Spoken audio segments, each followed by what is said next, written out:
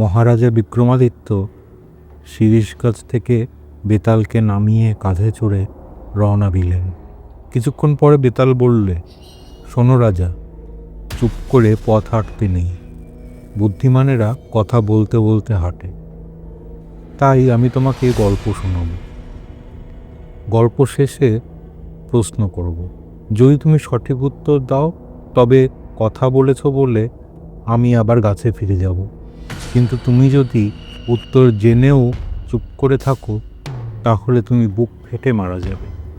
রাজা বিন্দুমাত্র ভয় না পেয়ে বললেন, যেমন ইচ্ছা তেমনই করো, আমি প্রস্তুত। বেতাল তার গল্প শুরু করলে। সেকালে বারাণসী নগরে প্রতাপমুকুট নামে এক রাজা ছিলেন। বজ্রমুকুট নামে রাজার একটিমাত্র ছেলে ছিল। রাজা রানী দুজনেই তাদের ছেলেকে খুব ভালোবাসতেন।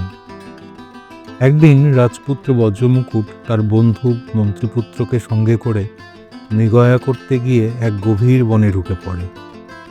সেই বনের মধ্যে একটা গাছে তার ঘোড়াটাকে বেঁধে রেখে এক সরোবরে স্নান করল রাজপুত্র। স্নান সেরে কাছে একটি শিব মন্দিরে পুজো করে বেরিয়ে এসে দেখল এক রাজকন্যা সরোবরের অপর পারে গাছের ছায়ায় ঘুরে বেড়াচ্ছে। রাজপুত্র ও রাজকন্যা দুজনেই দুজনকে দেখে মুগ্ধ হল।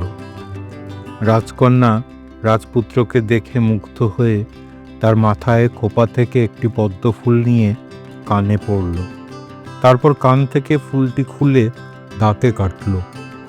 শেষে মাটিতে ফেলে দিয়ে যাবার সময় আবার ফুলটি কুড়িয়ে নিজের বুকে রাখল। যাবার সময় রাজকুমারের দিকে বারবার তাকাতে লাগল। রাজকন্যার এই সব কাজের কোনো মানে বুঝতে পারল না রাজপুত্র। রাজপুত্র প্রাসাদে ফিরে এসে শুধু রাজকন্যার কথাই ভাবতে লাগল। দিনে দিনে শরীর খারাপ হয়ে যেতে লাগলো তার এই অবস্থা দেখে মহারাজা প্রতাপমুকুট আর রানী ভীষণ চিন্তায় পড়ে গেলেন। একদিন রাজপুত্র তার বন্ধু মন্ত্রীপুত্রকে বলল, আমি ওই রাজকন্যাকে বিয়ে করতে না পারলে বাঁচব না। মন্ত্রীপুত্র বলল, রাজকন্যা যাবার সময় তোমায় কোন কথা বলে গিয়েছিল? রাজপুত্র বলল, না, মুখে কোনো কথাই বলেনি আমাকে। এরপর পদ্ম ফুলের ঘটনাটি সব বলল। মন্ত্রীপুত্র খুশি হয়ে বলল, এই সব সংকেতের মাধ্যমেই রাজকন্যা তার সব কথা জানিয়ে গেছে। বজ্রমুকুট উৎসুক হয়ে বলল, কি করে বুঝলে? মন্ত্রীপুত্র বলল, মাথার খোপা থেকে ফুল নিয়ে কানে পড়ার মানে হলো রাজকন্যা কর্ণাটনগরে থাকে। সেই ফুল দাঁতে কাটার মানে হলো তার বাবার নাম দন্তকাঠ। মাটিতে ফুল ছোড়ার মানে তার নাম পদ্মাবতী। আবার সেই ফুল কুড়িয়ে বুকে তুলে নেওয়ার মানে হচ্ছে তুমিই তার হৃদয়ে পড়ল। রাজপুত্র বজ্রমুকুট তখন বলল, বন্ধু, আমাকে তাহলে কর্ণাটনগরে নিয়ে চলো। তখন তারা দুই বন্ধুতে মিলে উপযুক্ত অস্ত্রশস্ত্র নিয়ে ঘোড়ায় চেপে কর্ণাটের পথে রওনা হয়ে গেল। মরুভূমি সমুদ্র পেরিয়ে তারা কর্ণাটনগরের সামনে এসে একটি কুঁড়ে ঘর দেখে নেমে পড়ল ঘোড়া থেকে। দেখল সেই কুঁড়ের সামনে একজন বুড়ি বসে আছে। তারা বুড়িকে বলল, আমরা ব্যবসা করতে এসেছি এই নগরে, আমাদের থাকবার জায়গা দিতে পারো? বুড়ি বলল, তোমরা এটাকে নিজের বাড়ি মনে করে যতদিন খুশি থাকতে পারো। তারা বলল, এই ঘরে তোমার আর কে কে থাকে? বুড়ি বললে, আমার একটিমাত্র ছেলে রাজবাড়িতে কাজ করে। আমি আগে রাজকন্যা পদ্মাবতীর ধাইমা ছিলাম, এখন বুড়ো হয়েছি বলে ঘরে থাকি। রাজা আমায় অন্ন বস্ত্র দেন। আজও আমি রোজ একবার করে রাজকন্যাকে দেখতে চাই। রাজকুমার বজ্রমুকুট তখন বুড়িকে বললে, তুমি কাল রাজবাড়িতে গিয়ে রাজকন্যাকে বলবে শুক্লা পঞ্চমীতে সরোবরের ধারে সে যে রাজপুত্রকে দেখেছিল সে তার সংকেত বুঝে এখানে এসেছে। বুড়ি বললে, কাল কেন, আমি এখনই যাচ্ছি। বুড়ি রাজবাড়ি গিয়ে পদ্মাবতীকে রাজপুত্রের কথা বলল। এই কথা শোনার সঙ্গে সঙ্গে রাজকন্যা রেগে গিয়ে বুড়ির দুই গালে দুই চড় মেরে তাকে তাড়িয়ে দিল। বুড়ি ফিরে এসে রাজপুত্রকে কথা জানাল। তা জেনে হতাশ হয়ে পড়ল রাজপুত্র। কিন্তু মন্ত্রীপুত্র বলল, এতে হতাশ হবার কোনো কারণ নেই। বুড়ির 2 গালে 2 চড় মেরে 10 আঙ্গুলের ছাপ দিয়ে রাজকন্যা বোঝাতে চেয়েছে 10 দিন পর শুক্লপক্ষের শেষে তার সঙ্গে দেখা হবে তোমার। 10 দিন পর বুড়ি আবার রাজবাড়িতে গিয়ে রাজকন্যাকে আবার সেই কথা বলল, কিন্তু রাজকন্যা এবার তাকে গলা ধাক্কা দিয়ে খিড়কি দরজা দিয়ে বের করে দিল। বুড়ি ফিরে এসে সে কথা রাজপুত্রকে জানাতে আবার সে ভেঙে পড়ল হতাশায়। মন্ত্রীপুত্র বলল, ভেবো না, এটাও একটা সংকেত। বুড়িকে খিড়কি দরজা দিয়ে বের করে দেবার মানে হলো রাতে তুমি খিড়কি দরজা দিয়ে রাজবাড়ির অন্তর্মহলে যাবে। সেই রাতে রাজপুত্র খিড়কি দিয়ে অন্দরমহলে গিয়ে দেখল সত্যিই রাজকন্যা পদ্মাবতী তারই প্রতীক্ষায় বসে আছে। সেই রাতেই গন্ধর্বমতে বিয়ে করল তারা। 1 মাস কেটে যাবার পরও রাজকন্যা দেশে ফিরতে দিল না রাজপুত্রকে। অথচ বন্ধুকে দেখার জন্য ব্যাকুল হয়ে উঠেছিল রাজপুত্রের মন।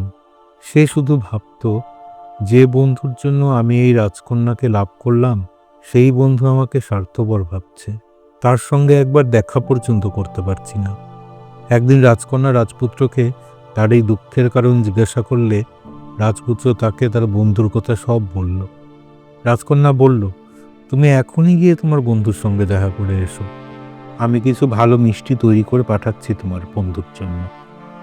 রাজকন্যা ভাবল, এই বন্ধুর কথাতে সে আমাকে পেয়েছে, আবার এই বন্ধুর কথাতে সে আমাকে ত্যাগ করতেও পারে যে কোনো সময়, সুতরাং তার বন্ধুকে বাঁচিয়ে রাখা ঠিক হবে না। এই ভেবে সে সব মিষ্টির সাথে বিষ মিশিয়ে রাজপুত্রের হাতে দিল।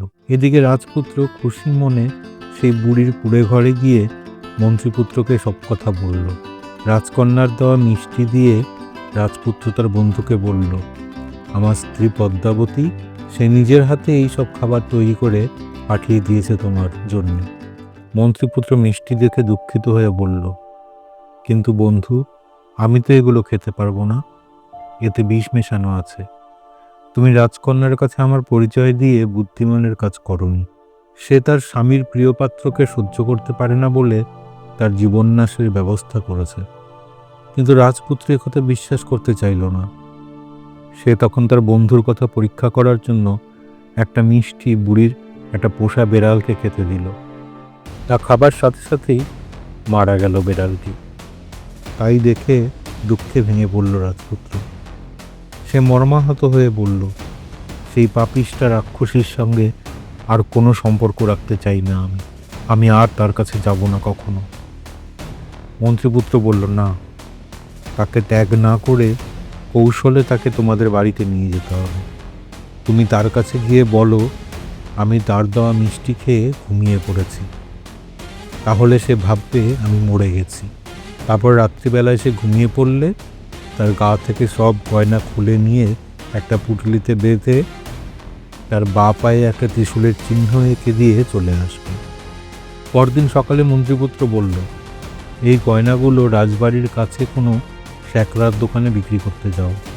কেউ রাজকন্যার গয়না চিনতে পেরে তোমাকে ধরলে তাকে শ্মশানে আমার কাছে নিয়ে আসবে, বলবে আমার গুরু বলেছে, আমি ছদ্মবেশে ওখানে থাকব। রাজপুত্র সেই গয়নাগুলো রাজবাড়ির কাছে এক শ্যাকরার দোকানে বিক্রি করতে গেলে শ্যাকরা গয়নাগুলো চিনতে পারল। এই গয়নাগুলো কিছুদিন আগেই সে রাজকন্যার জন্য তৈরি করেছে।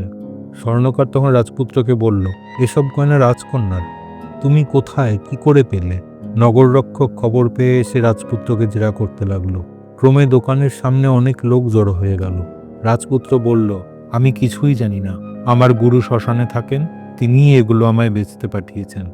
তখন নগররক্ষক রাজপুত্রকে নিয়ে শ্মশানে এসে গুরু ও শিষ্যকে বন্দি করে রাজার কাছে নিয়ে গেল। রাজা সবকিছু শুনে ছদ্মবেশী সন্ন্যাসী মন্ত্রীপুত্রকে জিজ্ঞাসা করলেন, এইসব গয়না তুমি কোথায় পেলে? সন্ন্যাসীরূপী মন্ত্রীপুত্র বলল, কৃষ্ণ চতুর্দশীর রাতে আমি শ্মশানে ডাকিনী মন্ত্র সিদ্ধ করছিলাম। মন্ত্রের প্রভাবে এক ডাকিনী এসে তার গা থেকে সব গয়না খুলে দিয়ে যায়। আমার যোগসিদ্ধির প্রমাণ হিসাবে তার বা পায়ে ত্রিশূল চিহ্ন এঁকে দিয়েছি, এই সেই গয়না। রাজা তখন অন্দরমহলে গিয়ে রানীকে বললেন, দেখো তো পদ্মাবতীর বা পায়ে কোনো চিহ্ন আছে কিনা। রানী মেয়েকে দেখে এসে বললে, তার বা পায়ে একটা ত্রিশূলের চিহ্ন আছে। তাই শুনে রাজা রেগে গিয়ে বললেন, এই রকম পাপিষ্ঠা ডাকিনী মেয়েকে রাজবাড়িতে রাখা উচিত নয়। একে প্রাণদণ্ড না নির্বাসন কি শাস্তি দেব তা ভেবে পাচ্ছি না। সন্ন্যাসীরূপী মন্ত্রীপুত্র বললে, নারী ও বালকদের প্রাণদণ্ড দেওয়া উচিত নয়। রাজা তখন বললেন, পদ্মাবতীকে আমি নির্বাসন দণ্ড দিলাম।